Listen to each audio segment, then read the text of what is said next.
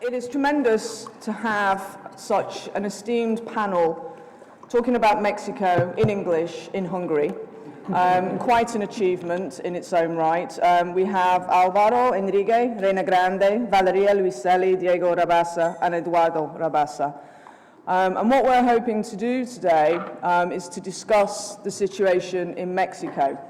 Now, as many of you may be aware, Mexico is very much in the front line in the war on drugs.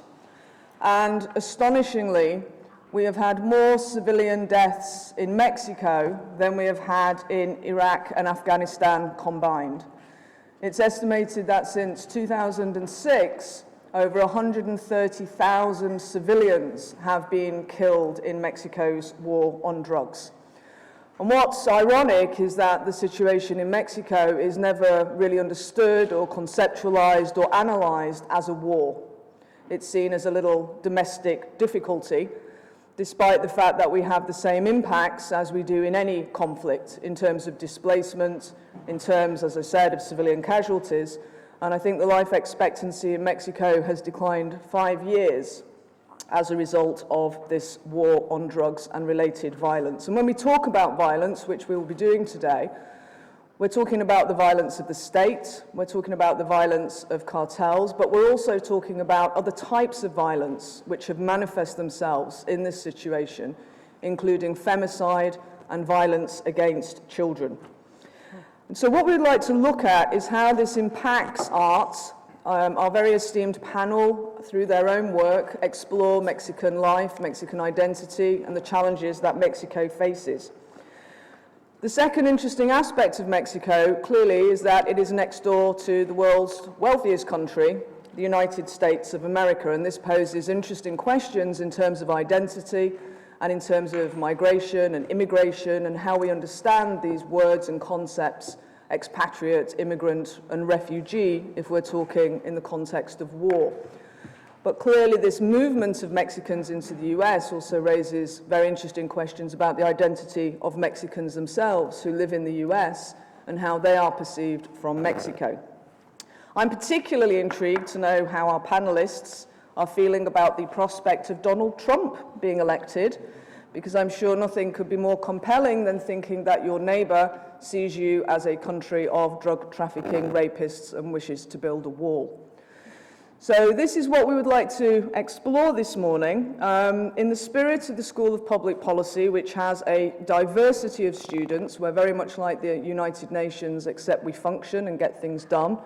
I have invited Ursula Sanchez, who is one of our graduating second-year students from Mexico, who has been a tremendous asset in the school and has worked very, very hard to develop our understanding and knowledge of Mexico and the situation in the country. So I'll hand over to Ursula, who will lead the questions, and this will be a very free-flowing panel. And in the spirit of Mexico and as a tribute to the soul of your nation, I hope we have some disorder and disagreement. Ursula. Thank you very much, Julia, and thank you very much, all of you, for being here. It's really, really an honor to have such tremendous figures in the literature scene and in the intellectual and editorial scene in Mexico, here in Hungary. I would like to start asking Reyna Grande. Reyna Grande, it's originally from Iguala, Mexico, which is one of the states with most poverty rates in Mexico, and is one of the states that has been more affected by the war on drugs, and opium poppy cultivation is growing, and recently 43 students were abducted in her home city, Iguala. But I wanted to ask you, being originally from there, what was your experience while being a child that led your parents and yourself having to migrate to the United States, facing so many difficulties as I can imagine, threatening your lives? And how do you see, how you reflect in your life back then, how do you see your friends and family that remain there still, the current situation, and your experience in the US from ever since having been able to develop and the identity that Mexicans have in the Okay, US? well, thank you for your question, and it's such an honor to be here with you this morning. So I am from Iguala, Guerrero, and Guerrero is the second poorest state in Mexico, where 70% of the population lives in poverty. It's also now the most violent state in Mexico. And when I grew up there, I wasn't dealing with the violence. That hadn't really happened yet when I was living there. I was mostly dealing with the poverty, the extreme poverty. And my father at the time was a construction worker. And in the 70s, there was a lot of economic instability. The country was going through a recession. The peso was going through devaluations. So this is what created I guess this is what set the stage for my family's migration from Mexico because of the economy and the lack of jobs. And my father, he was not able to find work in our hometown, so he started leaving our hometown to go to Mexico City and to go to Acapulco, go to Guadalajara, go to Sinaloa to look for work until eventually all the work dried up as well, and he ended up having to move all the way to the U.S. to look for work. So my father left when I was 2 years old. And then when I was 4.5, my mother also left Mexico to go find work in the United States. So by the time I was 4.5, I didn't have a mother and I didn't have a father because they were both in the US working. And as a child, it was a really scary experience to see my parents leave because the United States had a bad reputation where it was a place where parents didn't really come back from. And once your parents left to the US, you knew that most likely you will never see them again. And my situation was a little bit unique in that, most of the people or the kids in my hometown, they would lose their father to the US, but it was rare to lose both your parents to the US. So for me, it was a unique experience to not have both of my parents with me. But it was really that poverty that we were experiencing. I was born in a shack made of sticks and cardboard with no running water and no electricity. And 30 years later, the place where I grew up still looks exactly the same. There's still a lot of shacks everywhere, people with no running water. The street where I grew up was a dirt road, and it's still a dirt road 30 years later because the government has not bother to improve the quality of life for the people in Iguala. So my family is still living in shacks. They still don't have running water. They're still living in dirt roads. So that is really what has created for us the reason for migration. Although nowadays, with my family that lives in Iguala,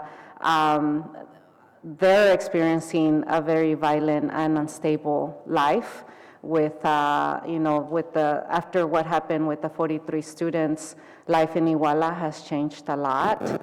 And there has been a lot of families in Iguala that have left to try to come to the US to ask for asylum, but most of the time it gets denied because Mexicans are not really given asylum by the US.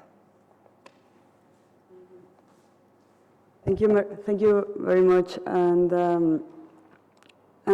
I think one of the situations that is mainly dealing or leading to many families or young population to join the drug cartels is precisely poverty and marginalization, and that's something that the government has not really targeted or addressed, and that it's now becoming snowballed with very severe consequences for most families in Mexico. And well, I would like to continue asking Alvaro and Valeria, which are like very, like one of the most influential writers nowadays alive in Mexico, and their work has been tremendously appreciated in the Hispanic scene, and but they have been away from Mexico for quite a few time, like 5 years now, and I would like to know what is your sources of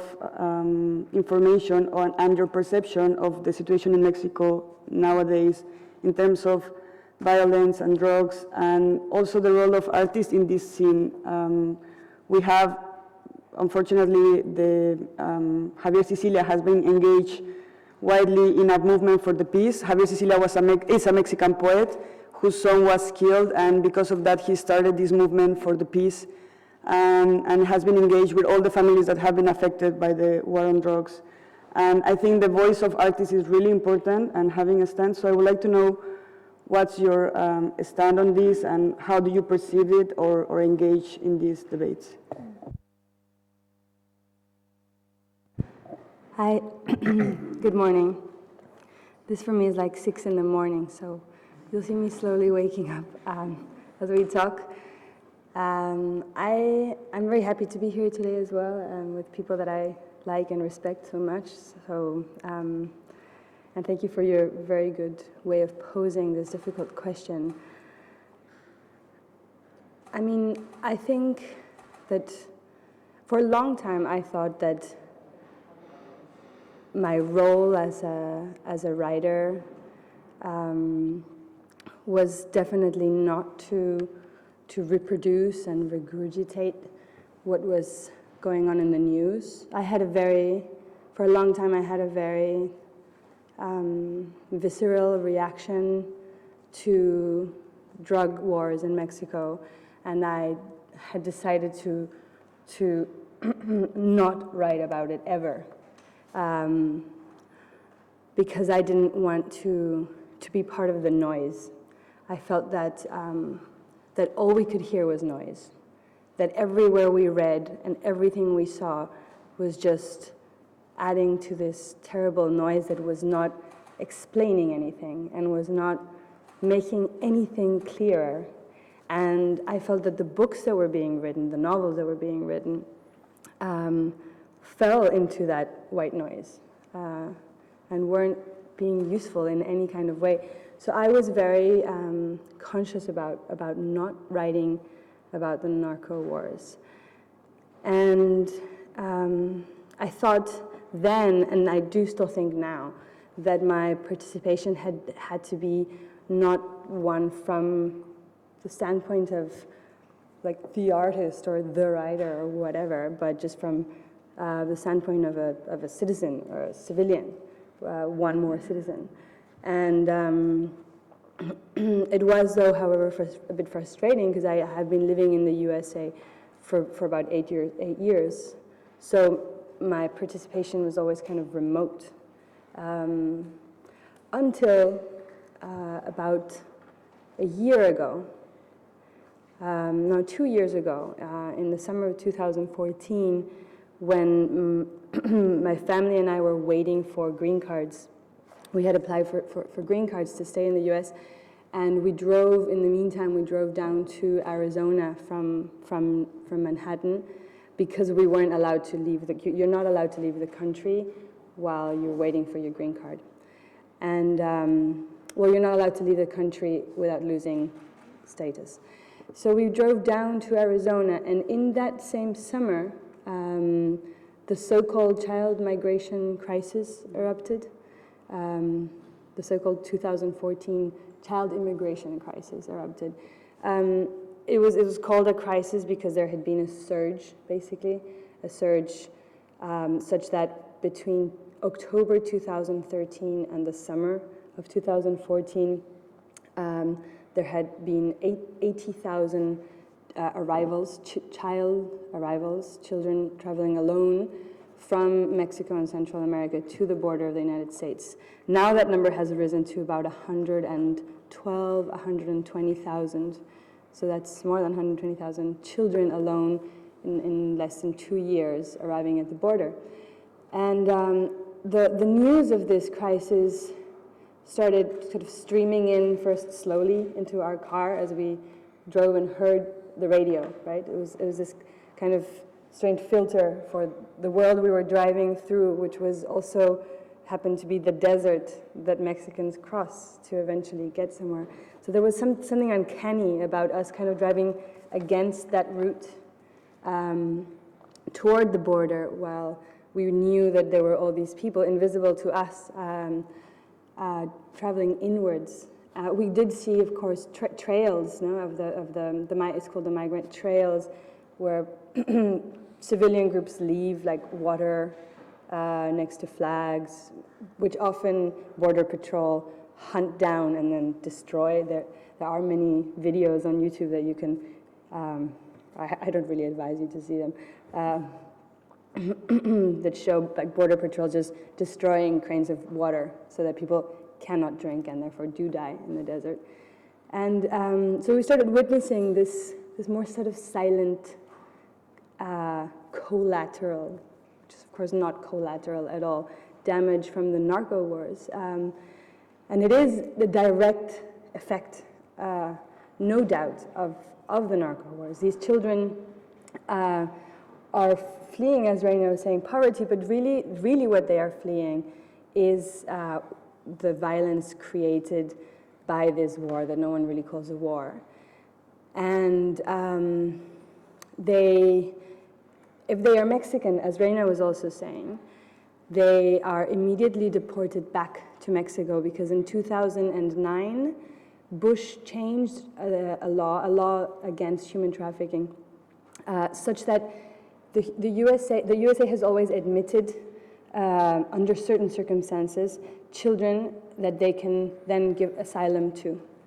But he changed the law in 2009 so that anyone in the world could be given asylum except people from neighboring countries.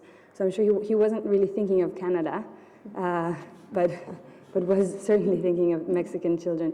So as soon as Mexican children arrive, they are deported back. Although they are deported on an instance called voluntary departure. They don't deport them. They deport them through a legal instance called voluntary departure.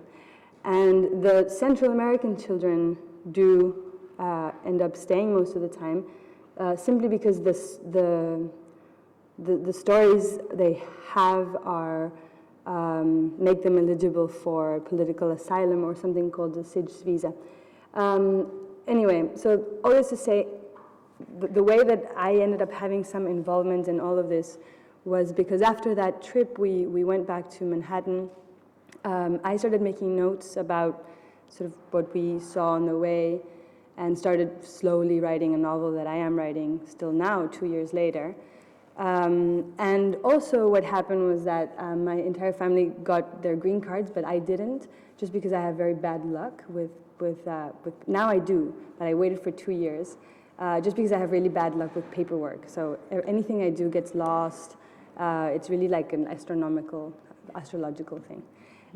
So while I waited for my green card, I couldn't work. I couldn't work for pay. And I started having a lot of involvement with lawyers because I was trying to figure out legal ways of getting the green card. And through one lawyer, I ended up knowing that it was possible to go to court and translate for children. There was indeed a great need for this. So it was kind of thanks to the fact that I didn't get my green card, etc., that I ended up getting very involved with child migrants in the immigration court. So once they've made it all the way to New York in this case, and are in the process of asking for some legal way of getting not citizenship, but the right to remain in the U.S. So that's my involvement. I mean, I'm involved as a citizen, I guess. Now, slowly, because that's my life, this trickles into my work. But I think that the involvement should be always as a citizen and not really as any kind of privileged anything. Yeah. Okay. It's always amazing to listen to the numbers, no? The NAFTA numbers. It's all so big, no? 1,000 this, 100,000 that. And that conducts me to thinking this articulation of two worlds, of two different worlds, that crosses in Mexico, that is the Mesoamerican culture, the Mesoamerican civilization, you know, that would be the civilization that runs from the Rio Bravo, Rio Grande in English, to Panama, that could be like the place of a civilization that has been there not forever, but for a long time, and shares traditions and shares a frank language that is Spanish, even when there are hundreds of languages spoken there, and shares the cult of corn, etc., etc.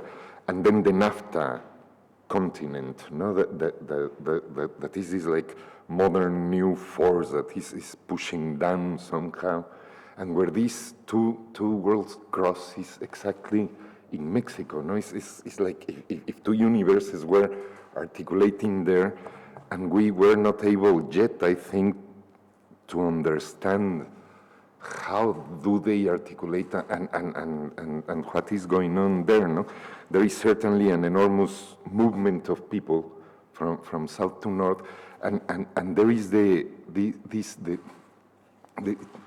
frontline thing. No, the war on drugs has had different fronts. It was New York City and Los Angeles in the 80s. It was Colombia in the 90s, and lately it began in northern Mexico, which was like a natural movement, considering that the big market is the U.S. But now it has run to the south. No, what Valeria was saying is true. No, these kids that are called immigrants in any other circumstance in the planet would be considered refugees, because they are living communities that are isolated by an unrecognized war. That we, at least, if you're Mexican, at least you can stand up here and say those things. No? If you're Honduran, or you're Salvadorian, it's not even acknowledged. No? People tend to see this enormous front that is at war, tends to see the problem of El Salvador as a gang problem, not even a police problem, as it's said in Mexico. So it's even worse and worse. No? And it's interesting, no? The flux of people. That was just a meditation with nothing to do with anything. But the voice of the artist, no, that was the question. The source of information, I don't know. No, it's mainly the Twitter. It is very fast and comes digested, and you can follow the correct people, and so you can read 20 newspapers at the same time every morning. That is what I do. But about the voice of an artist, I think that I don't consider myself an artist by any means.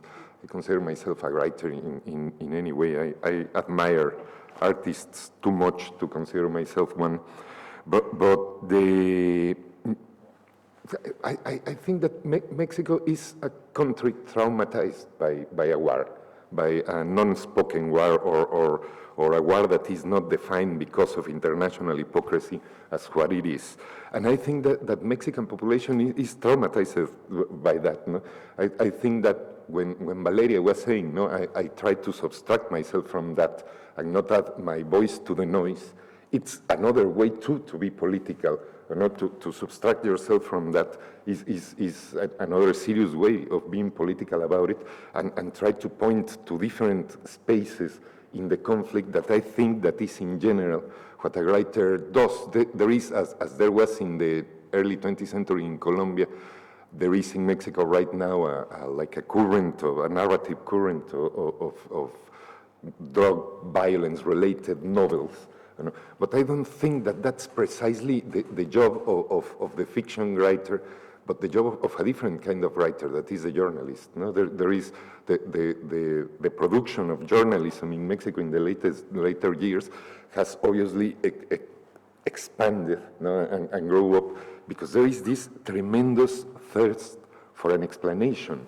Mexico is a country, that's my impression, that may be deformed by distance, because as you said in the beginning, we live in New York, but it's my impression that Mexico is a country that is desperate for an explanation of what happened.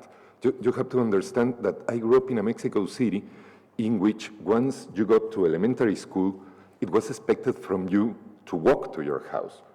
So when I was a 6-year-old, I would walk for 45 minutes between my school. It was the Mexico City, since I was born, has been a republic by itself. It's an inconceivable big city in European terms. You know, it would be a nation in Europe, and a big nation, not a little nation, but a big one. And so at 6-year-old, your parents would hand you the keys of your house, and you would leave the school and walk to your house, and nothing would happen. No, to leave your car closed was considered rude in that Mexico City in which I was a child. No, to close the doors was, my father was considered crazy because we would lock the doors in the evening and have something that changed completely. And there is, I think, this feeling of disbelief, about how this happened. The problem has been trying to explain locally. I think everybody wins if it is just a local problem, if we forget that there is that tale of suffering that is South America, and we forget that all the drugs all over the world are being mixed, and that we are dealing with like international capitalists, really. And so I think that the place of an artist there is not precisely to denounce it. That's, I think, the work of human rights leaders and militants and politicians. But I think that the work of the writer is to give evidence, to put the discussion out of the box. No? What I do, because at the end is the work of a writer is very solitary.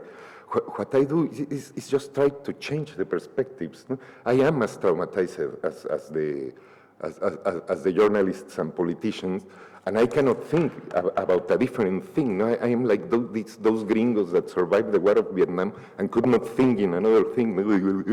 I think that all the Mexicans are like that. I feel like that, certainly. But what I try to do is see the problem from a different point of view. No? Even when I am doing journalism, I just try to move a little bit, connect more with the exterior world, and to write that my latest novel was, because I think that is a global problem and not a local problem, and because I think that is a problem with historical roots very clearly.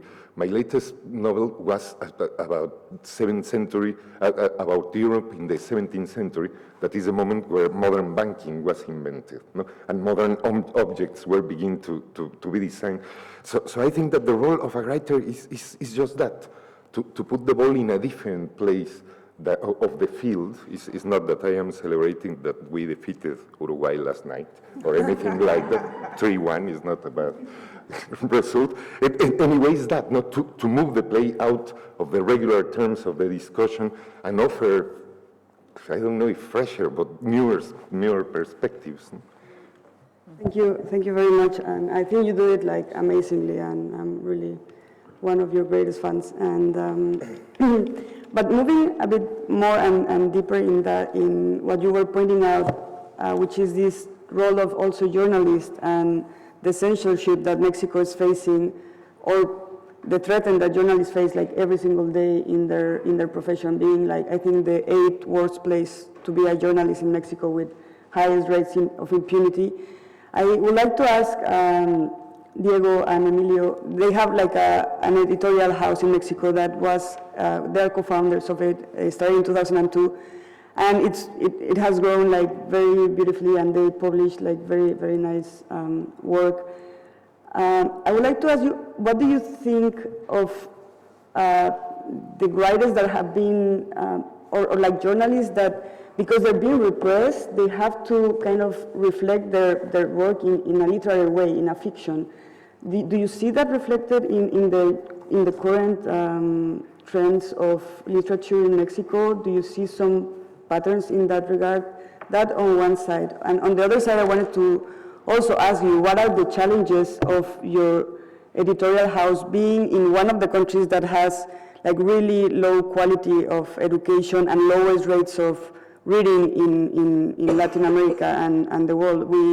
Like 13% of Mexicans have never read a book, and like 40% have never stepped into a library. So they're like really astonishing also figures and numbers of kind of a resistance to reading, like a failed educational system, but at the same time, very successful and compromised work that you are doing in Mexico, promoting very high quality and promoting new young Mexican artists, writers as well. So like 2 questions for you. Well, thanks very much for the invitation. Really glad to be in this panel. It's really amazing for us to be able to be invited to the other side of the world to participate in a discussion like this. It would be even hard to have it in Mexico, so it's great that we had to travel all the way to Eastern Europe to be able to think about these things. Well, first, about the Mexican contemporary literature being responding to this, to what's happening in the country. I feel that one of the most common things that you can find in writers nowadays is precisely what you can find also in a regular citizen, which is confusion and anger and anxiety and anguish. And there have been many different ways in which the writers in the local scene have responded to this. There are, for instance, artists like Teresa Margoles, who recently had an exposition called "What else are we supposed to be talking about?" Or there's even Javier Sicilia saying things like, we shouldn't be allowed to write a single line of poetry until this comes to a stop. And there are also other writers and artists who are taking a different direction, saying, for instance, I heard Mexican writer Juan Villoro say the other day that it was a matter of resistance to defend one's right for joy and happiness, and one's right for beauty, and in the middle of these two apparently extreme positions towards these very challenging times in the country, you see many different aesthetic approaches towards writing and towards arts in general. I believe that for one side we have like all this journalism work that it's very, very, very important because, as you might imagine, Mexico is one of the most dangerous countries to do journalism right now. There's just in the past 3 years, over 10 different journalists have been killed in a state called Veracruz. And there are two things that are very important in this. First of all, it's making very hard the life of the journalists to cope with trying to inform the public of the amount of the atrocity that's happening every day and every day and every day. Like, for instance, you know about this famous killing of this famous disappearance of the 43 students, but we don't hear it too often that in the search of these 43 students, they found at least 20 different mass graves of who knows. Sorry. Over 100, sorry. Over 100 different anonymous mass graves in the country. So I think the horror is very, the level of the atrocity and the level of the horror is very hard to cope with for journalists and even for readers. Like, for instance, what Valeria was saying is very true for everyone. I mean, we feel that we are being harassed by this reality that's coming everywhere, that's like springing everywhere around us. And so for the one side, journalists have a hard time to keep up with their activities because it's life-threatening on one side. On the other side, the mass media is manipulated by some very powerful businessmen and companies and enterprises who have very definite and very agendas that are very straightforward and that are very easy to identify. And in the local entities, newspapers are intimidated through the point of gunshot in their bureaus and offices. So journalism is definitely something that is struggling to find a way to amplify and portray this horrible depiction of what's going on in the country. I agree with Alvaro in the way that I believe that the responsibility of a writer might be somewhere else, but it's very difficult, to take a stand nowadays in Mexico because the conflict is very difficult to understand. But I absolutely agree that maybe the moral obligation of the people involved in the arts should be placed more than in explaining and trying to shape the right questions. Because, for instance, we hear that Mexico is going through a war, but it's not clear which of the sides are fighting against each other. Like I remember having a conversation with journalist John Lee Anderson and said, I don't want to get involved in the Mexican drug war because it's not sides where the lines of it's not clear where the lines of the sides are. I mean, who is fighting against each other? If you see, for instance, if you go on a highway nowadays in Mexico, most likely you will be passed by a convoy of military men who resemble a lot to the people that they are fighting against, with whom they are fighting against. I mean, it's people from the same population, and for instance, we know that poverty is in the very core of the violence in Mexico, but we haven't been able to maybe go beyond that and say what's in the core of poverty in the country, where Alvaro was speaking about the NAFTA zone, and I was thinking about the NAFTA age. I mean, the way in which neoliberal politics and economy have been pushed to the throat in the country, and I think that what we need to do as people involved in the arts, also as publishers, is try to go beyond this reaction of fear and anguish and desperation, and try to pose the right questions in order to promote an alternative way of thinking and getting involved with reality. So what I see in writers is,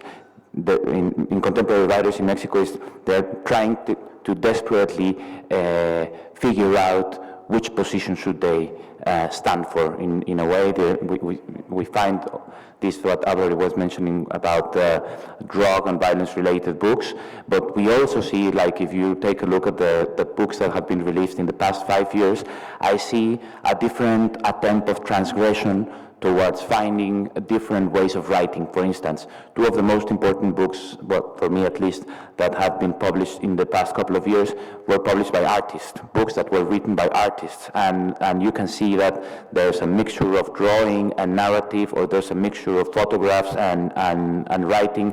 So it's trying to reshape towards new aesthetic possibilities, a way to grasp a reality and promote alternative thinking through this kind of avant-garde new forms of understanding literature. Many of the writers I admire most in Mexico right now are not writing about drugs or violence, are just trying to elaborate a work of fiction or a work on different fields of the arts that maybe give us some space with the reality that we're coping up in the everyday life, to try to think of ourselves and the other ones from a better perspective. So actually I agree with what you guys have been saying. Well, thank you also for the invitation. I'm very happy to be here. It's a bit difficult to speak after these four brilliant people. I think they've pretty much covered it all. But yeah, I also agree with when you think about the Mexican reality today. If it weren't horrible, you would think that it comes from a very twisted imagination. Like my girlfriend is from Spain, and she's living in Mexico for the past 2.5 or 3 years, and she's quite happy there, which is also like a very strange schizophrenic thing about Mexico right now, is that it's like this horror show, but it's also a great country. Mexico City is a great city. It's a very vibrant city with a cultural scene. It has like many beautiful places. But the other day she was like we had a newspaper in our house, and she takes up. She said, "Do you realize the news that are like everyday news in your country? Like 10 people beheaded, corruption here, and a scandal." And it's like, I think that sometimes we even sort of take it for granted, and sometimes these outside views are what brings it home, like the horror of what's happening. So my point is that I don't think that you can really, I mean, unless you were writing in another language, even if you think of as language as like every language has an embodied ideology, so to speak. So you would have to, if you're a Mexican writer, you would have to be almost writing in another language and about something completely different to not be touching what is going on right now. For example, there was Diego was mentioning the journalists that have been killed in Veracruz, but it's not only that. There is an anecdote that was told to me by a friend, a writer called Martin Solares, and it might very well be true that where he's from in Tamaulipas, the local newspaper has to send the proofs every day of the newspaper to the local cartel, and so the cartel is doing the editing for the newspaper, so that they won't.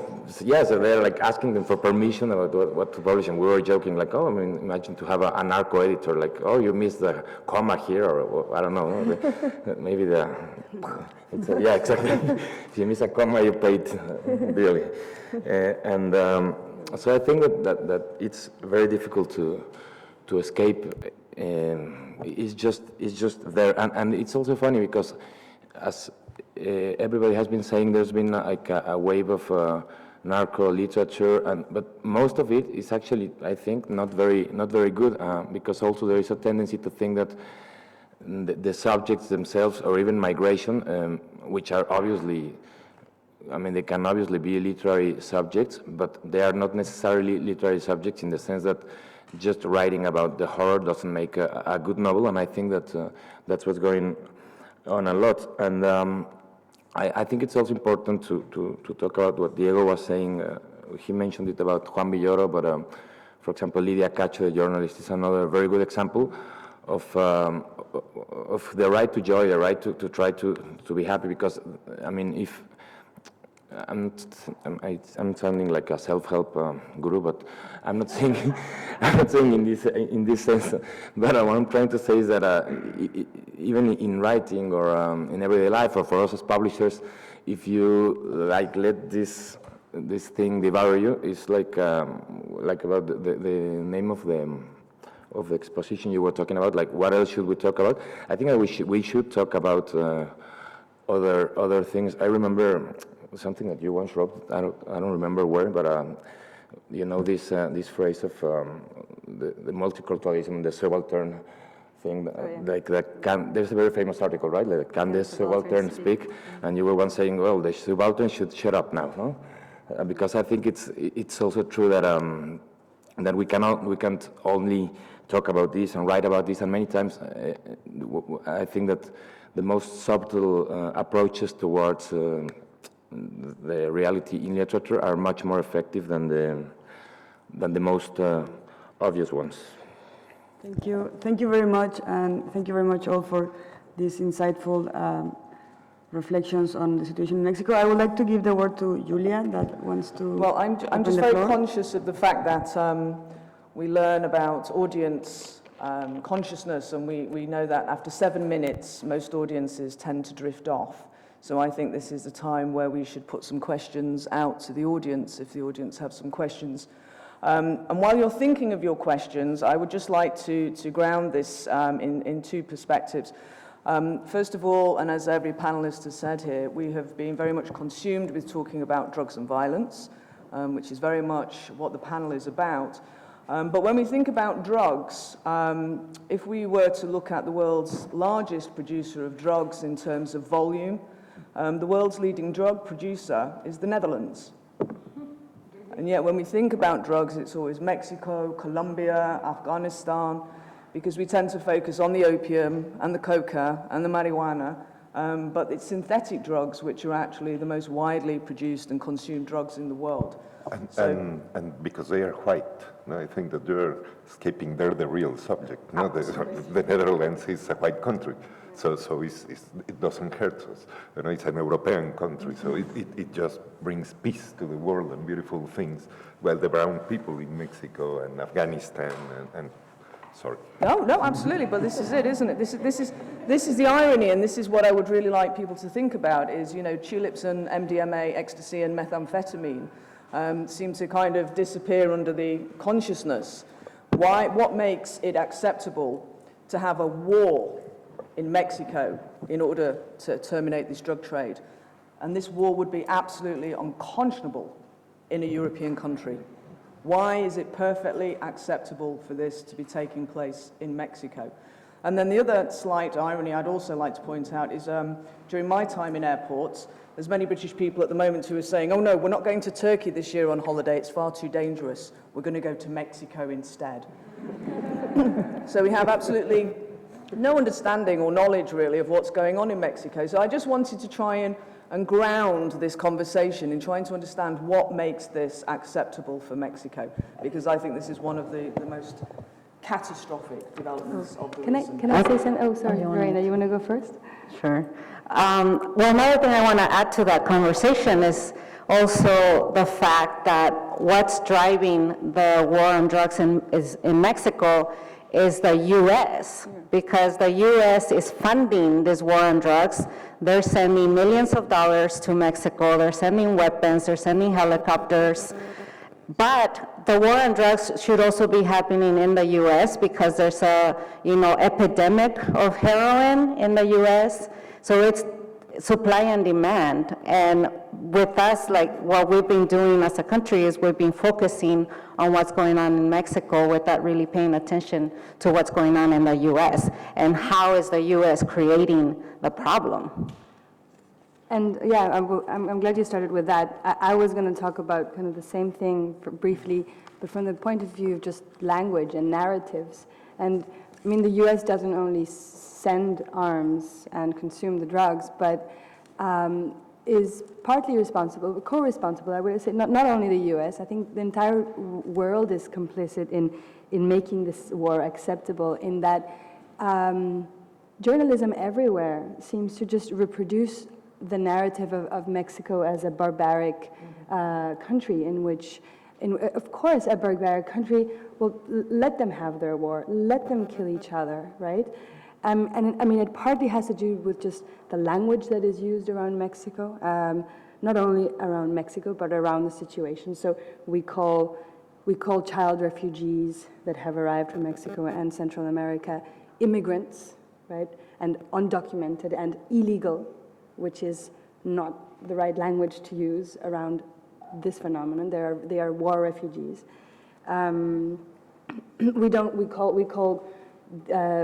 We talk about gang problems and not NAFTA wars, which I think we should start talking about. I mean, it's a transcontinental problem, but of course, sometimes you have to narrow it, and at least we have to understand it as a problem that begins in Maine and ends in Panama. I mean, of course, it's wider than that. It's all connected. But at least we have to focus on that territory. The children that I work with in court, in immigration courts, or whose stories I translate in courts, are living mostly in Long Island, in New York, in towns like Hempstead. Hempstead is a town that was famous because it was once the stage for the wars between the Bloods and the Crips, these two big gangs. And now, really, it's the stage in which the Mara Salvatrucha and Calle 18 operate. So the boys that I work with in court and who tell me that they've been fleeing from Honduras and El Salvador because they're being bullied into participating in the Mara gangs, arrive in New York, and then there they are co-opted by Mara gangs. So it's like a nightmare that you cannot escape from. And part of the problem is that we haven't developed a language, and we keep on reproducing a language that focuses in building a narrative of Latin America, of Mexico, Central America as just a barbaric territory that should be ignored, and not just as part of a much wider chain of problems. And the cycle begins in the U.S. because the gangs originated in the U.S. Then those kids got deported to El Salvador and Honduras, and they took their gangs and the gang life with them. Then they created gangs in those countries, and now those kids are escaping those gangs, and then they come and they find them in the U.S. again. So it's like it's a cycle that just doesn't end. But it's a bigger thing, no? I think that what we are really seeing all over the place, not only in the NAFTA region or the Mesoamerican region or however they articulate, but in Europe too, is these right-wing insurgencies. I think like the drug dealers are that. They are just capitalists. No, they are not as sexy as the Che Guevara because they are right-wingers. But they are fighting for the freedom to distribution of money, that the Mexican system has not lent them. ever, and they are fighting for the freedom to sell what they produce, or what they buy from Colombia, or from the Netherlands, or whatever. No? And I think that that phenomenon connects perfectly with the Trump phenomenon, that is really a right-wing insurgency, and with the exit of Britain from Europe, and many other things. But it is an insurgency already there. There is a rebellion of the conservative and liberal words that don't work anymore, but because I think that it's the neoliberals are on arms in Mexico. They are already got the guns, but it may keep going on all over the world, because what will happen if Trump lost? Maybe not in this round, but this idea of to be a right-winger is something that demands like a violent presence, a toxic presence in a society that must be acknowledged by whatever means, is a universal trend. They are just different, like fronts open all over the place, but we live in a very scary world. No? Everybody wanted a neoliberal world, and now we got it. And let's see what we do with it. Yeah. I just wanted to say that there is a book that just came out by Slavoj Žižek on the refugee crisis in Europe, and he frames it more or less as you were saying, Alvaro, as a global class struggle. I think it's a very good book, and I think he's right in the point that it's not like a specific phenomenon. It has to do with, as you were saying, with neoliberalism and with the system, with the worldwide system of production. And I think that in the case of Mexico, this doesn't get mentioned enough, because as Valeria was saying, there is like a very specific narrative for the war on drugs, which usually is like a good versus evil narrative. And I don't think that inequality and poverty are mentioned enough as the main cause for the war on drugs, because as you were saying, I mean, the Netherlands can produce even more drugs. I did not notice, but you were saying that the Netherlands may produce more drugs, but they're not killing each other. I think it has to do with not being such an unequal and poverty-stricken society. In the infamous Sean Penn interview of Chapo Guzman, which was like a Mexican soap opera, like taken to the whole world. But the Chapo said something, and whatever one thinks of him, and I know he's a criminal and he's done like horrible things. I mean, there is no escaping that. But at some point he says something like the question is something like, "Why do you do this?" And he was like, "Because there was no other choice where I grew up." I mean, if you're a 12 or 13-year-old peasant boy and you either have to dedicate yourself to cultivate marijuana or whatever, or not eat. I mean, I don't think that it's even a choice. And every time that a drug dealer gets captured in Mexico, they seem like very calm, as if it was like more or less part of the job. Like they know that it's going to happen, but it's somehow as if they said, "I prefer to live 10 or 20 or 30 years like of a life like this, or rather than live 70 or 80 years of a horrible life in which there are no choices." So I mean, it's obviously an important discussion, the drugs, but drugs I don't think are necessarily the problem. I think it has more to do with the inequality and the poverty that drives many people to dedicate to this. I just want to add something to that. In Mexico, we have the publishing house, and we also have this magazine called Reporte SP, and we just translated an article that originally appeared in The Guardian by a British writer called John Monbiot about the origins of neoliberalism. And there was something that I found very striking that I think that might lead us to deep digger in the question on why is it acceptable, the Mexican reality. And it's, I think it's perfectly represented on this famous phrase by Margaret Thatcher, who said, society doesn't exist, only individuals exist. So because what this huge accumulated indifference in Mexico should be indignant to all of us, but not only because of the current violence, because we should be trying to address the question on why has it been acceptable to have a country where more than half of its population has always been left out of any notion of progress. One of the main traits of neoliberalism is this enhanced individualism, and you can see that everywhere in the country. There's this anecdote that I heard recently about a group of artists who were trying to form a collective to perform actions in public spaces, like protest actions in public spaces. Their first action consisted on buying some shovels and spikes and started digging in public parks, like a representation of these mass graves that we were talking about earlier. And one of the leaders of the movement told me that they couldn't actually put it together because the group dissolved after the first 3 meetings. They couldn't come up. They couldn't organize, they couldn't decide whether they should organize the party to collect funds and buy shovels and spikes and whatever they needed for this action with the amount of money they collected, or whether they should organize the party to get sums to organize a bigger party, and then in that way gather so much more money and then guarantee that they would be able to buy all the tools that they would need.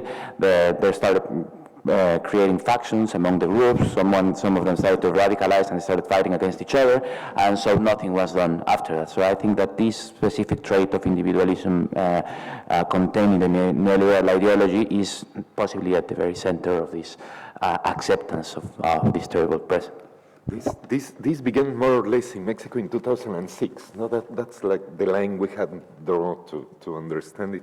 And I remember Sergio Pitol, this extraordinary Mexican writer, saying before that, because he has been not talking since then, he has a neural problem, maybe in 2005 or 2004, Sergio was saying, what Mexico will produce now, it comes a great moment for Mexican art.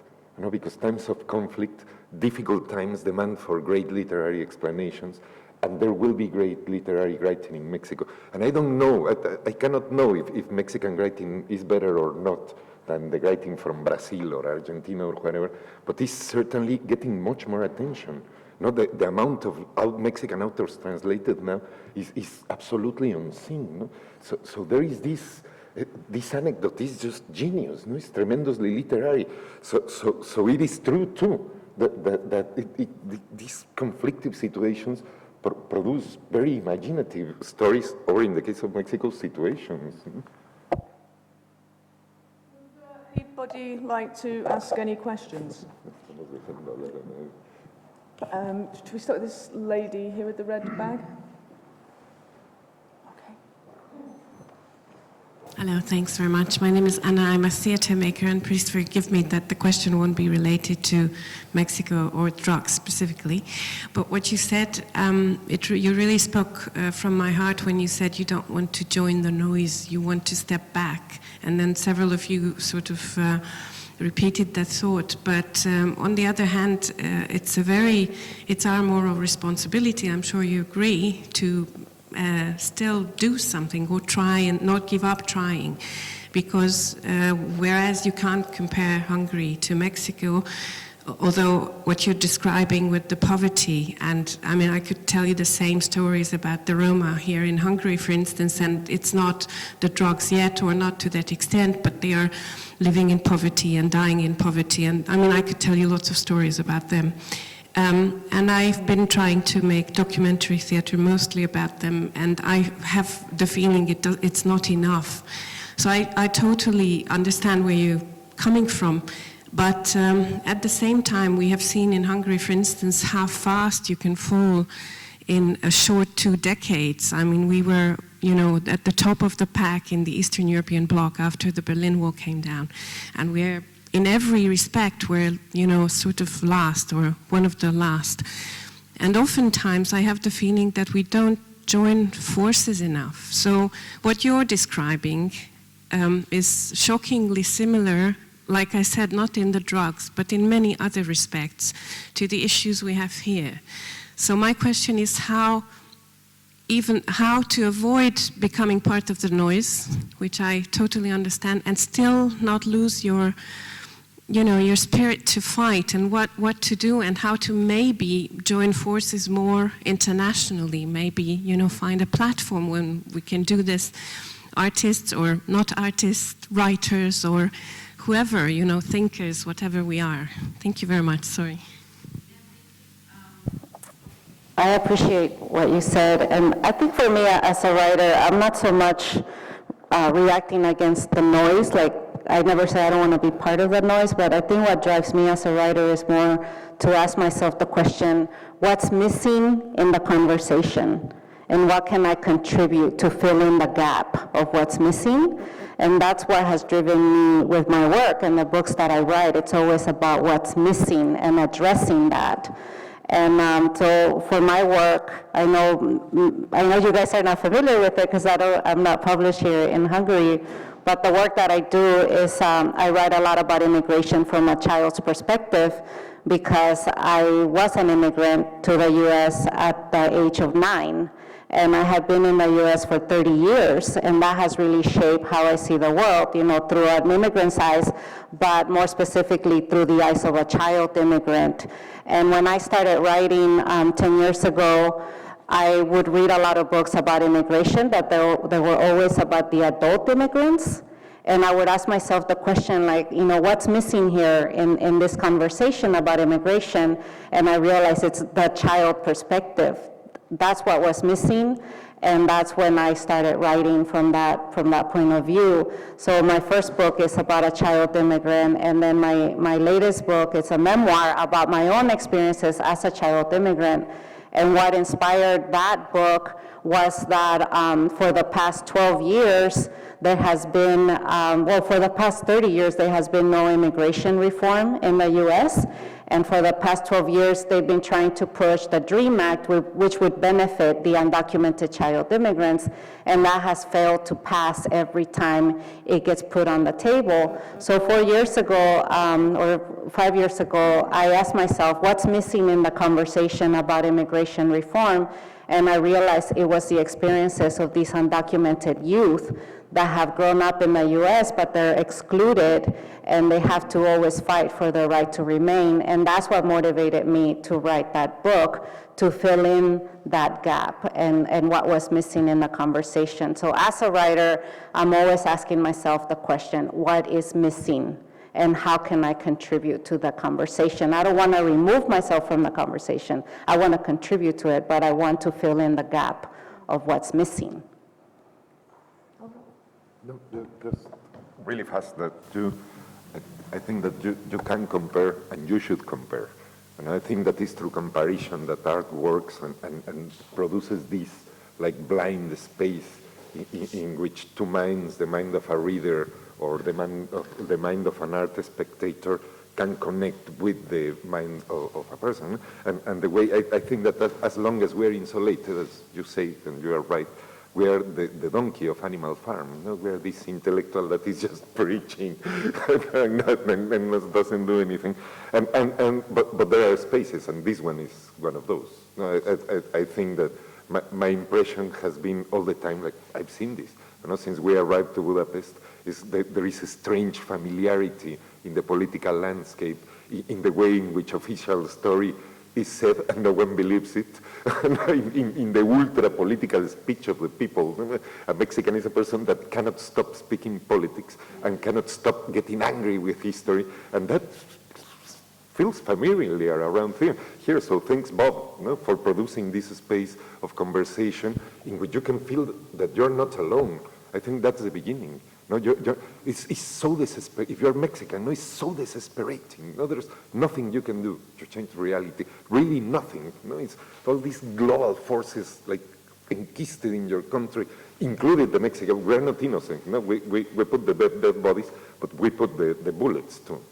But anyway, we're not alone. And so thanks for the space.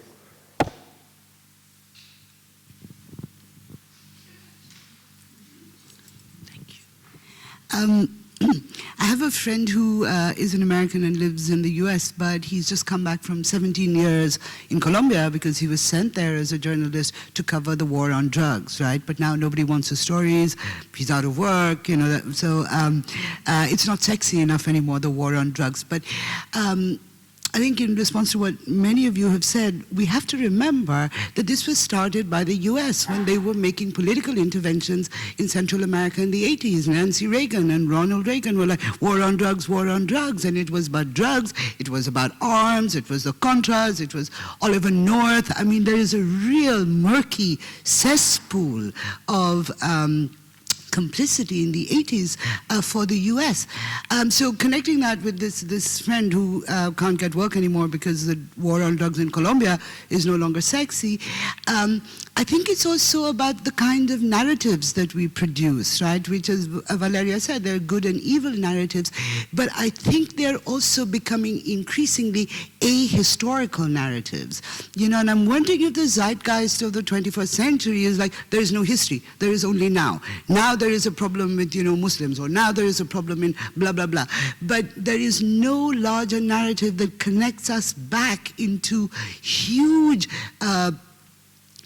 political conspiracies, you know, for want of a better word. And I'm wondering if that's one of the things that is missing in the conversation, you know, like, how did this start, where did this start, and what are those implications for the world in which we now live? I want to say something because he's making a note, but before he does, and I think you probably have a very good response to that, but this way of reacting ahistorically to events, which I think is really crucial. I think you're touching upon something really important there that's not often talked about. But part of that is that the narrative that is created is necessarily eclipsing of a historical perspective, right? So I mean, Donald Trump says very blatantly that we Mexicans are a country of rapists and I don't remember what was the other, drug dealers and rapists and something else. That's just the words of a man with the mind of a cabbage. You know, that's like what a cabbage can produce. But really, actually, his discourse is exactly the same as the discourse that you read in The Economist about Mexico, in the sense that it is really always just the discourse of a country that is barbaric and that is falling apart and that is, and that very convenient narrative doesn't look back to history, doesn't look back to US ties with never. I remember just the other day riding the subway, there was this guy reading like his iPad or something, and he was reading, I kept on looking because I saw the word Mexico, Mexico all the time, and it was like some article, some academic article about violence in Mexico, and not once in the page, I couldn't really read everything because it would have been kind of rude, but not once in the page was there anything about like CIA or the DEA, or nothing about the US involvement in this picture of Mexico. Yeah, there was one more thing I wanted to say, but I forgot. If I remember, I'll say it. I want to add to what you just said, Valeria, real quick, in that looking back at the history, because you know I'm writing a book about the Mexican-American War, and back then the Americans would talk bad about the Mexicans, and there was one like American surgeon that was dissecting Mexicans and saying that our brains were really little, and that, you know, Mexicans are no better than animals. And it's a story that they have to tell themselves in order to dehumanize Mexicans so that they can go and do whatever they want. Yeah, exactly, yeah. I remember, thanks for saying that, and I remembered also the last part of what I wanted to say, which connects with that, which is, I remember reading in college, early in college, Huntington's ideas on sort of violent societies. That's the most ahistorical way of possibly narrating political corruption or violence. And I mean, I'm sure all of you have read Huntington better than I have. You are students of political science, but for the one of you there that hasn't, just basically, so the idea behind that is that there are societies that kind of are inherently violent and which will not ever be able to progress. And I think the way he compares Korea, I think South Korea to Latin American countries saying, for example, well, Korea was, and indeed they were, a country that was able to pull themselves out of poverty because there is a political culture of order and honesty, and whereas other cultures are just sort of inherently not like that. And I think, I mean, that kind of belief of how Latin America, not only Latin America, is a narrative that necessarily eclipses a political one, and it's the most convenient one also. Yeah, I just wanted to add something very quickly, because I think that the issue of narratives is crucial, and I think that you're giving great examples about it. And I think that it's possibly in the specific case of Mexico, where the arts or writing or even publishing a book or a magazine or whatever can contribute to the discussion, because I think that it's crucial that the narrative changes, and I think that there is some hope in that sense, that the narrative on the war on drugs is changing. There is a legalization movement, like ranging from Uruguay, even in Mexico. There was our not so smart president, but he proposed like a couple of weeks ago to the Congress to increase the amount of marijuana that can be carried legally. And there was like a couple of months ago, I think there was a study by the Johns Hopkins University, which was presented to some United Nations panel on the war on drugs, and the verdict was that it's been a complete failure, that it has created much more violence, that is not even a scientific fact that drugs can necessarily harm people. And so I think that slowly, I think that the hope is that narrative changes. I think that in the case of Mexico, maybe only legalization of drugs could end this horrible violence. So I think that is where the arts, writing, journalism can contribute to changes and to have a real impact, not just like I don't know, an artistic impact, but like to contribute to change the narrative so that reality can be modified. Don't you think that it also has to be legalized in the U.S. for it to work? Oh, of because course. It's not going to work. Of course. Otherwise. Yeah, and it's very difficult that it happens, but yeah.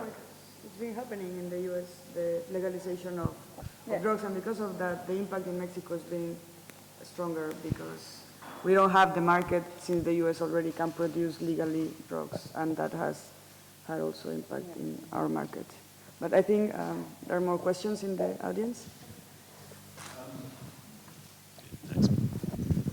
Every sort of period of violence tends to throw up a work of art that, in retrospect, sort of shapes our understanding. So you can't think of World War I without thinking of Remarque or the British war poets, or, you know, the Spanish Civil War is seen through the lens of Picasso's Guernica.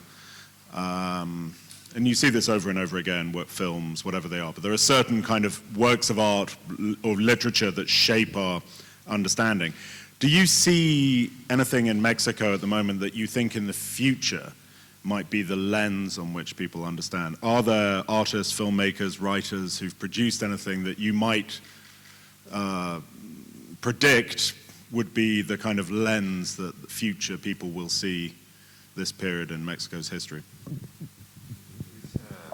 There is an article written by Borges in La Revista El Hogar, because Borges became a celebrity very late in his life, and most of his life he wrote in a family magazine that was named El Hogar. And there is an article there in which he's reading something else, and he's speaking about Argentinian literature, and he says, I don't know if Argentina would be able to have a universal writer right now. And it was him. It was certainly him. No, Borges is there with Kafka and Joyce and like the great authors of the 20th century. So I think that is impossible for, I think that there's no way to know. No, but I don't know, the editors they have a refined sense of smell, or so they say. I think that many people are trying, at least. There are some important books, I think, that will depict very clearly what's going on in the country. Above, you know, the information. We published recently a book by Ricardo Piglia on the lectures and many public talks that he held at Princeton. And he said that following this Aristotelian idea that literature is actually a better way to understand history than history itself, because it provides context more than information.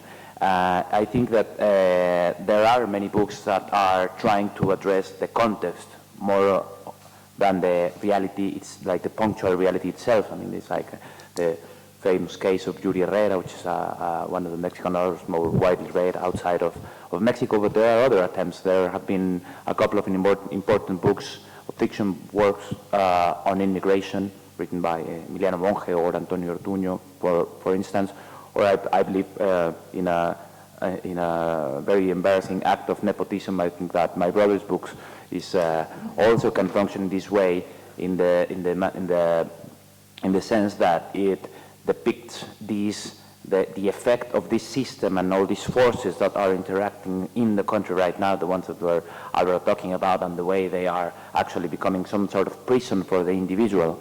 So I believe that the artists and in the visual arts, you see it a lot. In the contemporary art, you see it a lot. In cinema, also, you see like a couple of important movies that are trying to show what horror means in contemporary Mexico. You have, for instance, in talking about migration, you have the Golden Cage by this Spaniard filmmaker Diego Díaz-Quemada, or Amat Escalantes, this other filmmaker who's trying to really get a grasp on what's going on in the country. Following the first question, I think that the artist, and one of the main topics of the whole conversation of the moral obligation of the artist, I think that right now it should be to avoid the need to insult and vituperate and get angry and step back and think and project in the works of arts all these important questions that are being raised. But I believe that there will be a historical stance through the arts of what's going in Mexico right now.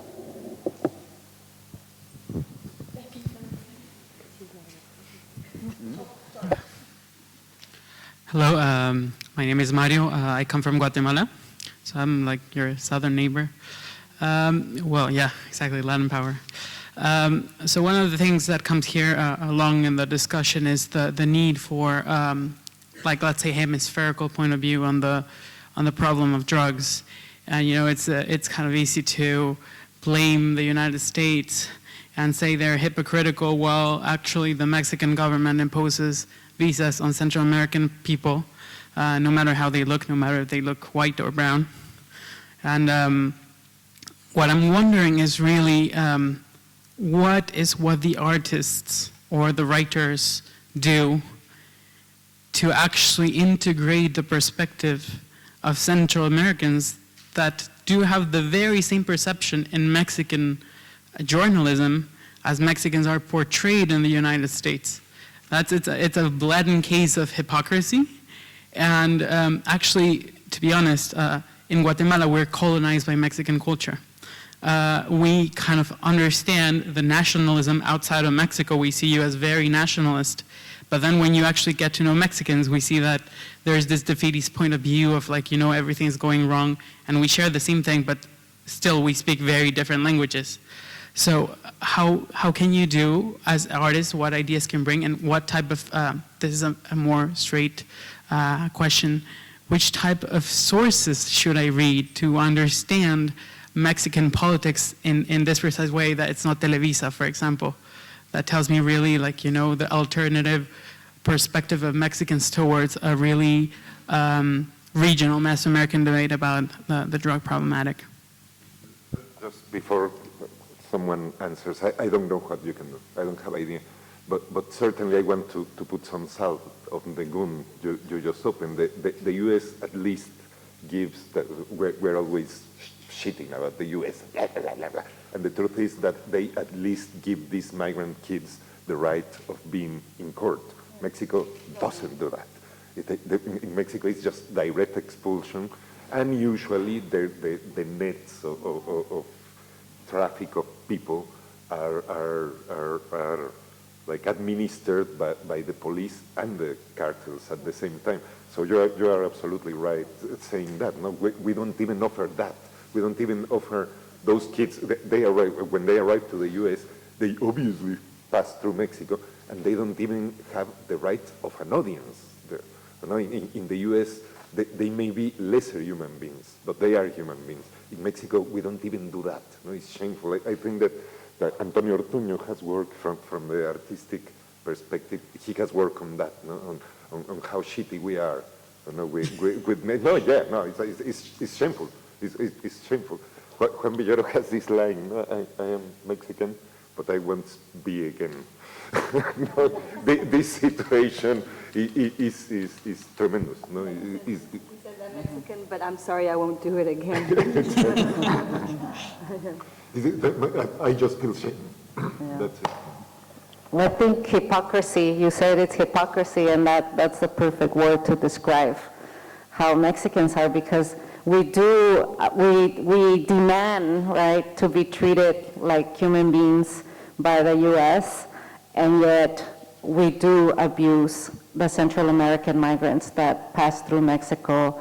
And there's stories, you know, you hear stories of rape and abuse and getting killed, and everything that these migrants suffer at the hands of the Mexican police. You know, it's really sad. And now it's even worse because now, you know, the U.S. is paying Mexico to detain and deport all these Central American migrants. So Mexico has actually increased the abuse. And now it's become, you know, it's a crisis that we're seeing with all these Central American migrants who are passing through Mexico, and all the abuses that they have to endure at the hands of the Mexican officials. But it's, I mean, you say, you very humbly say we, but I mean, it's not, let's please, we're not included in that we, of course, and I think that one of the persons that's definitely not included in that we, that you can read about, and is Javier Sicilia, not Javier Sicilia, Solalinde, who has done a lot of El Padre Solalinde, who has done a lot of important work in the south of Mexico with setting up albergues along the route of the Bestia, the train, and trying to ward off the other beasts, which are the police and the gangs that often come close to the Bestia in order to rape women migrants or steal from migrants and the few things that they're carrying. So I think the most important work in the south of Mexico, in Chiapas at least, has been done by Solalinde, and I guess it's been written about by Lidia Cacho, she's probably written about that. And also there's a very good book by Oscar Martinez, the journalist from El Salvador. Yeah. In Spanish it's called Los Migrantes que no importan, and I think it's already been translated into English because it was published by Verso. Yeah. And about the Mexican politics, I think that the best book to understand Mexican politics is George Orwell's 1984. I recommend my friend Sonia Nazario. She was a journalist for the Los Angeles Times, and she reported about the Central American migrants, the children that were coming. So she wrote a very extensive series of articles that won the Pulitzer Prize, and she turned that into a book called Enrique's Journey, where she follows a young boy from Honduras who's crossing Mexico on top of the train. And she covers his journey, but she also writes about all the people that helped Enrique and all the people that mistreated and abused Enrique. So you get both sides of what's going on in Mexico with the humanitarians, with the people who are kind-hearted and are trying to help these migrants.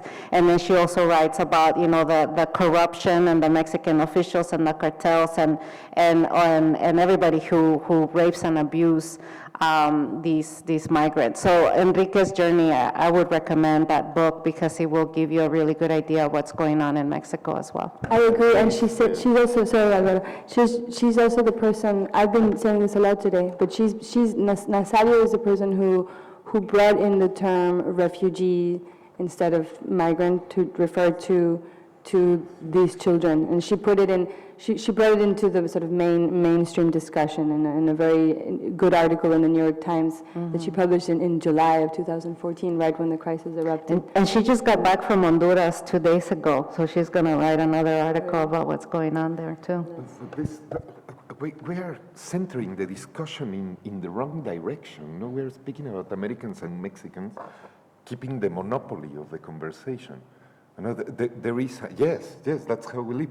There is an initiative in Central America right now that is just beginning, that is this Congress that Sergio Ramirez is organizing in Nicaragua, that is a Congress on Central American writing, and they are inviting Mexicans, which is, we live with our backs. Surely your experience is the same than mine. No, when I visit Guatemala for the first time, I was like, how come that we don't have more interaction? We're obviously not cousins, but it's almost obscene, the closeness of both countries. No? And I think I like that idea, that putting the initiative in Nicaragua and not in Mexico City or not in the New York Times, no? Put it there, no? And bring the Mexicans there to have a discussion about Central American literature, because Mexican literature is a Central American literature too. Mexicans would never say they are Central American. It's terrible. We are as well. And I think also, Mario, that you and I will have a one-to-one on the writings of Frantz Fanon. Fanon. So we can understand that inevitably the oppressed become oppressors. But you did blindside me slightly with the Mexican imperialism there. So, Megan had a question, and then the gentleman over there. There is this in the Cathedral of Guatemala City. No, there is this plate that says, no, this was constructed with the effort to be free of the Mexican empire. It's the only time I have felt proud as a Mexican. The Mexican empire. It's brutal. No? Thank you, everybody, for your time today. I wanted to return to something that Bob had talked about, and he talked about the high art that people remember. But one of the things when you look at the experience of Colombia was that there was a lot of high art produced at the end of the 90s in connection to Colombia's drug war, Plan Colombia. When you look at so there's a lot of high art. But then what you remember now, for example, is the importance, for example, of Colombian telenovelas or Juanes or other people who have then created much more accessible forms of pop art. Could you talk a bit about how you see what's happening in Mexico right now being remembered in terms of pop art that's more accessible to people?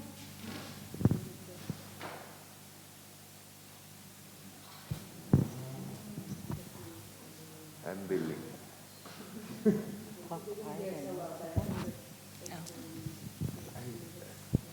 I think that popular culture in Mexico is monopolized by TV, by Televisa and subsidiaries. So the popular culture in Mexico simply, the one I have access to at least, simply ignores the problem. No, there is no addressing of political issues in Mexican pop culture, and when there is, it's censored immediately. No, there is this initiative. There is this beautiful popular musical form that is the corrido, that is really a Spanish romance. No, it's a 14th century form of a poem that somehow resurged in the north of Mexico in the 19th century, and it's exactly the same shape and the same way of reading. And it has the same use. No? The romances were written in Spain during the war with the Ottoman Empire to send news from one border to another. And the corridos somehow send information from some parts of Mexico to the other parts of Mexico. And there is this initiative now that I don't know if flew or not, to censor that because it was a communication media between drug cartels. No? I don't know how much of that is in the imagination of the Mexican politicians that only have imaginations for really bad things, but I don't think another... well, like you said, like even Mexican television is so censored, it's controlled by the government. And I I've been seeing the effects of that. I think that the television controls the government. I think that it went the other way around. I think they're in bed together, so whoever's controlling it, maybe they take turns, I don't know. But I saw the effects of that control in my hometown in Iguala after the students disappeared, because when I went to my hometown, I was expecting the people in Iguala to be angry, just the way we were angry in the U.S. You know, in the U.S., when we heard about what happened, everybody, all the Mexican and outside of the Mexican communities, we were demanding justice. We wanted answers. We were, you know, fighting for the families of the disappeared students.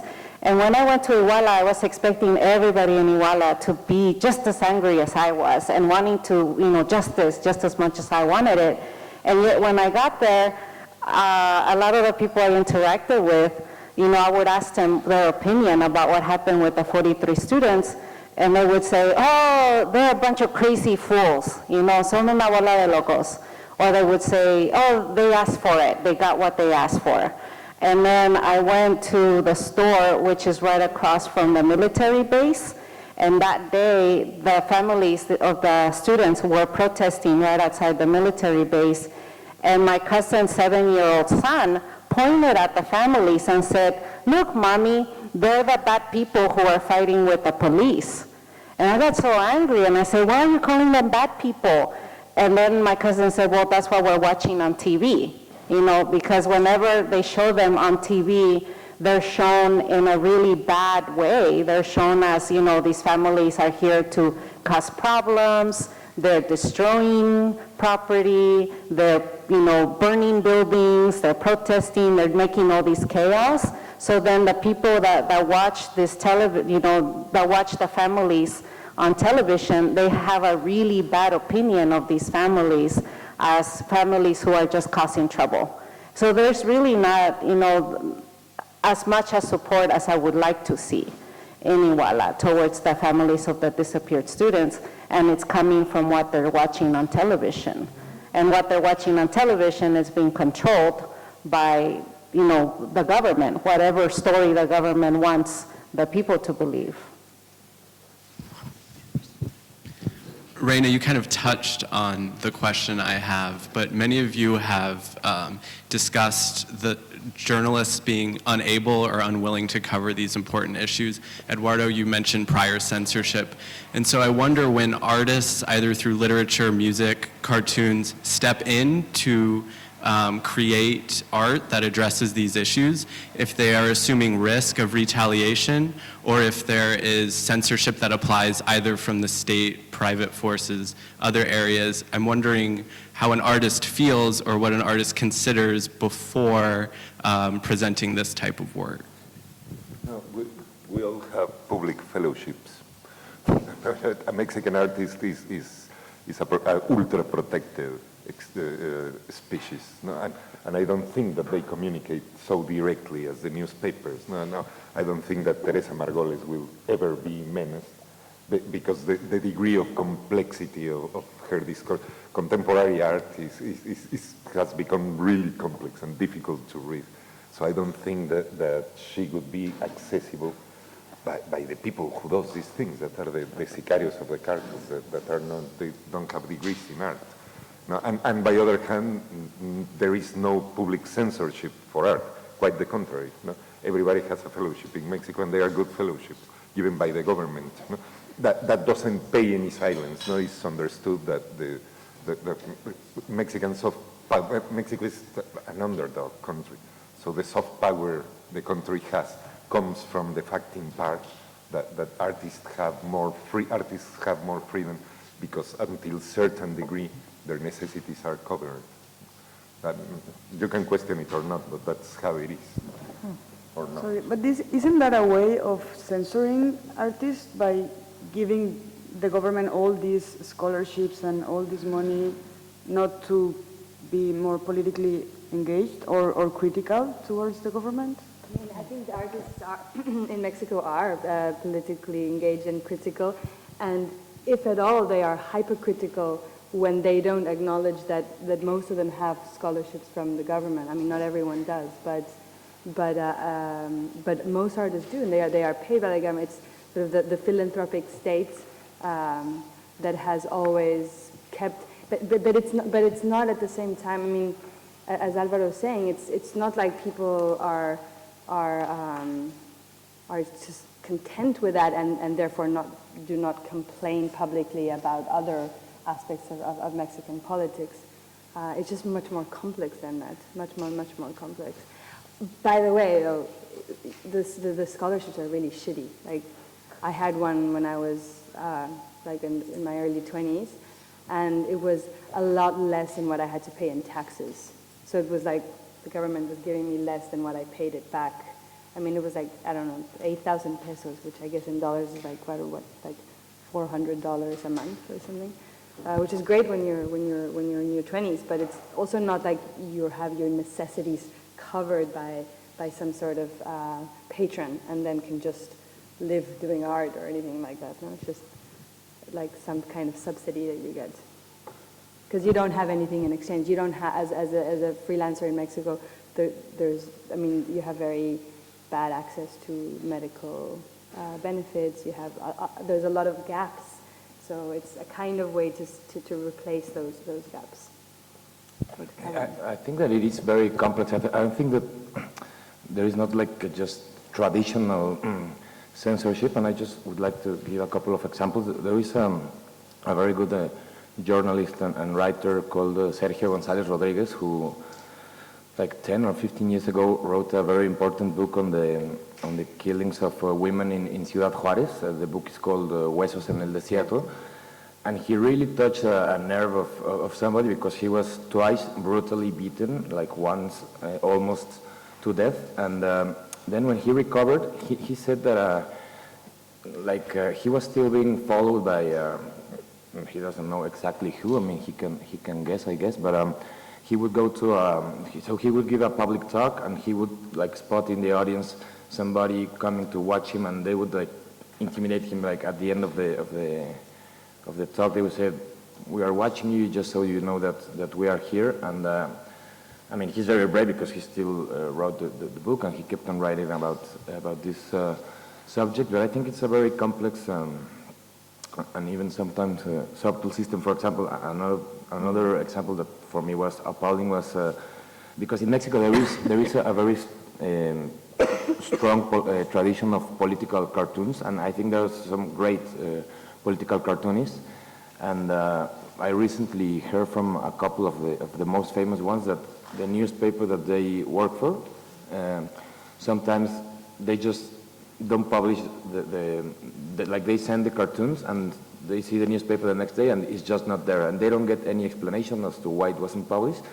But then they can sense that there are, like, from time to time, some politicians that cannot be mocked in the newspaper, maybe because for example, if it's a governor, that government is paying for ads in the newspaper. So even the political cartoonists cannot really draw or do whatever they want, but they don't even know. So I think it's like a very Mexican complex system that some people just have to deal with.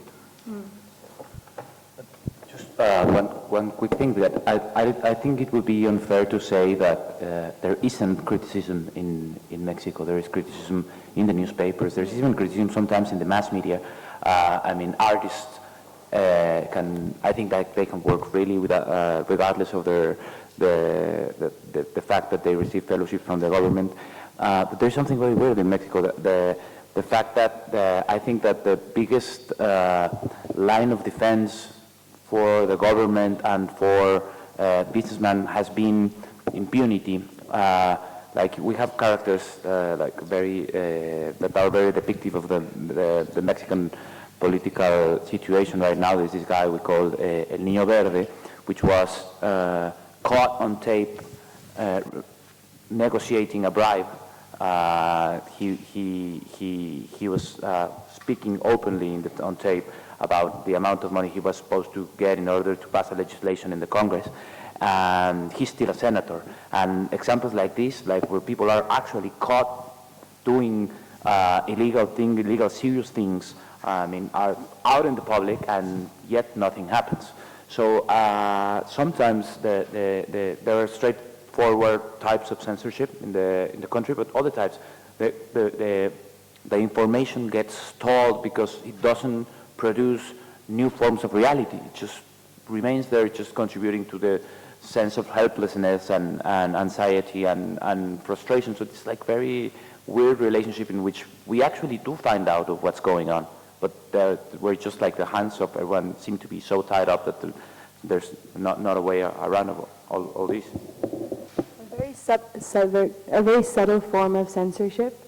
I think for Mexican writers, probably artists as well, is sort of the embassy system. I have felt many times when I speak abroad that when the ambassador is present, I hope I don't care if he's present here. Often you kind of feel that you shouldn't give a bad public image of Mexico. And then, I mean, it's happened to Alvaro before that he's spoken very critically of the Mexican government and was told afterwards that he would not be invited to that city again because the consul was there and found it atrocious that he was being critical. Or even worse than that, I think once in The Hague, something terrible, it was the Mexican ambassador, right? That's a scary story, so let's not speak. Okay, That's a scary international, really scary international. So sometimes it's more like a soft surveillance system in which you might you might get blocked from going to a specific country when there's a particular administration there of diplomats. I mean.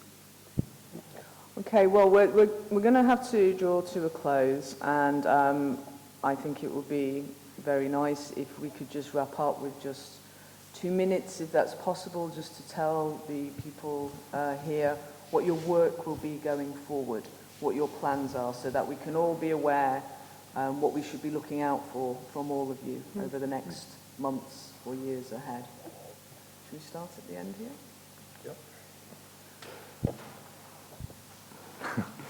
Well, no, I mean, for us, it's just to carry on with the publishing house, and we have a project that has been growing, and it's becoming like more and more important for us, and it's a monthly magazine that we distribute for free. It began as an 8-page magazine, and now it's up to 36 pages in a big format, and it's just gone online. Like after 2 years, it took us 2 years to have a web page, but now we do, and it's very important for us because it's a literary but also very political magazine in which we are trying to give it like a satirical perspective. Like for example, in the new one, in the June issue, we have just launched a new section of phony news. Like if it's like a newspaper within the magazine, and for example, the main news is that Darth Vader is going to run for president in 2018. So. We're not saying that we're going to change anything with our magazine, but it's a way of expressing some of the ideas that we have been discussing here, and we are trying to get Valeria as a columnist, but she hasn't agreed, but maybe it will happen in the future. Say it publicly. No. Say it publicly now. So yeah, that's for me. That's like my main project for the next few years. Every time he sees me, he bullies me about this. He's never done it publicly. I guess in terms of the creative work, what I'm most invested in right now is in, well, the only thing I'm invested in right now as creative work is a novel that I've been trying to write for 2 years. I'm not sure what the title is. Right now it's probably Fugue for the Lost Children. It has to do with migration and child migration, but not only. It's several different narrators telling stories of displacements. So it's a kind of map of displacements that's put together. I guess it's always hard to explain something in progress, but it's a big novel that I've been writing for a while, and I hope to finish in about a year at most. Well, for us, and maybe now I'm going to answer the question you posed about 2 hours ago.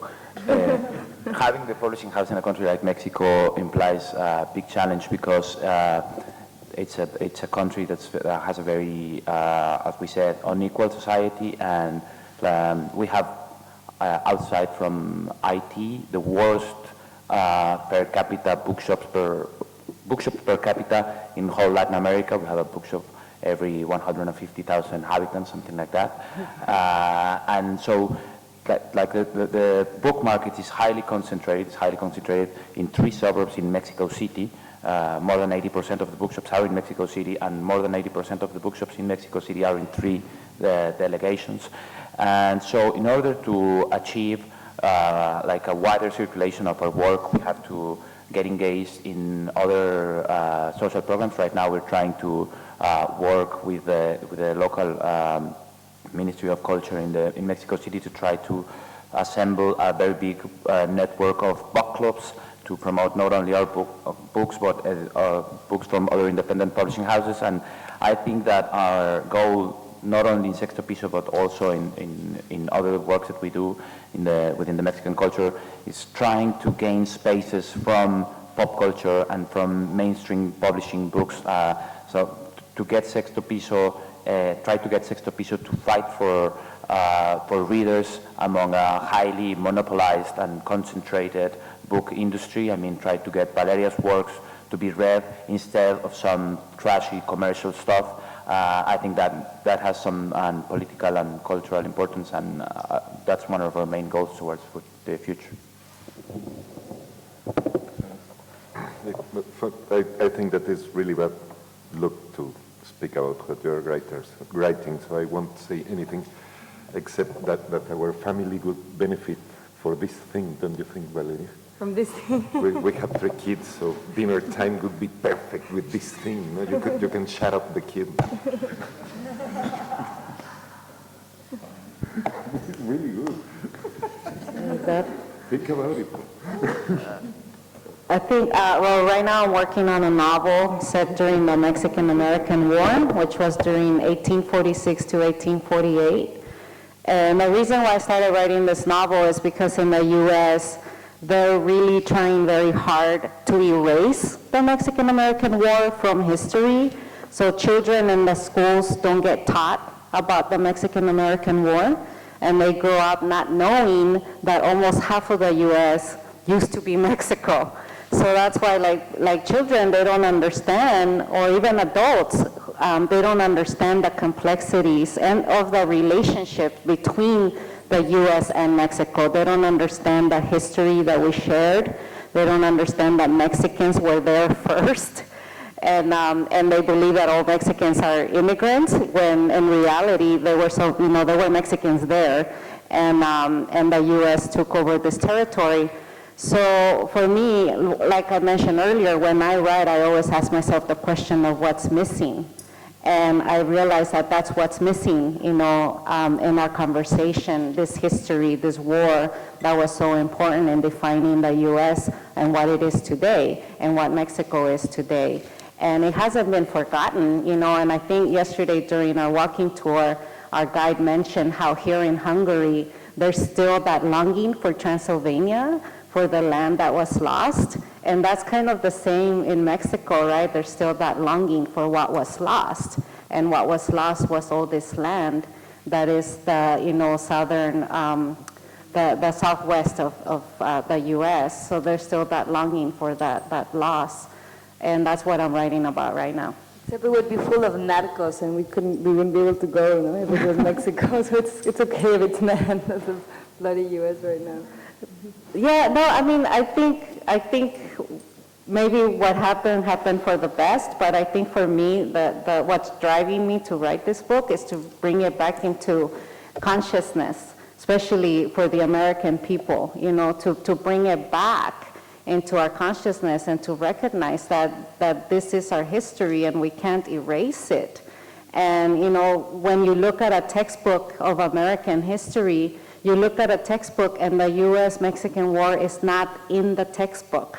What's in the textbook is the Battle of the Alamo, which happened in Texas before Texas belonged to the U.S. So that's not even U.S. history. The Alamo is not U.S. history, it's Texas history. And yet that's what has replaced the Mexican-American War, is the Battle of the Alamo. So that's why for me it's important to bring it back and say, no, this is a war that defines and really shapes these two countries, and we need to address what was lost and what was gained. But there are the liars there, no?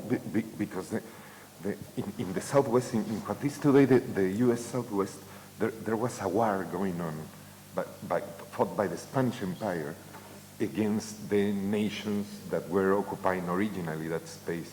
And that war was emerged by the Mexican government and fought as unsuccessfully as the Spanish government had fought it. And after that, the Americans took over that war. So there is like an archaeology of really mean people doing really rotten things in that territory for a long, long time. It's like, I think that the Mexican government was not so displeased when that territory passed to the U.S. because all the money was going to that war, no? The war against the Apaches, against the Navajo, against the Pueblo. And it was the Americans who were able to stabilize. I don't know. We should not be speaking about that. Okay. This has been a wonderful panel. Many thanks for your time. Many thanks for undertaking a very long journey. I've been so inspired by the notion of your literature and political rebellion. I've written my own Brexit poem, which I will read to you later. Many thanks to everybody for attending. Many thanks to Ursula and to Bob, who inspired the putting together of this panel, and to Ilona and Suzanne and Dorothy, who made this possible.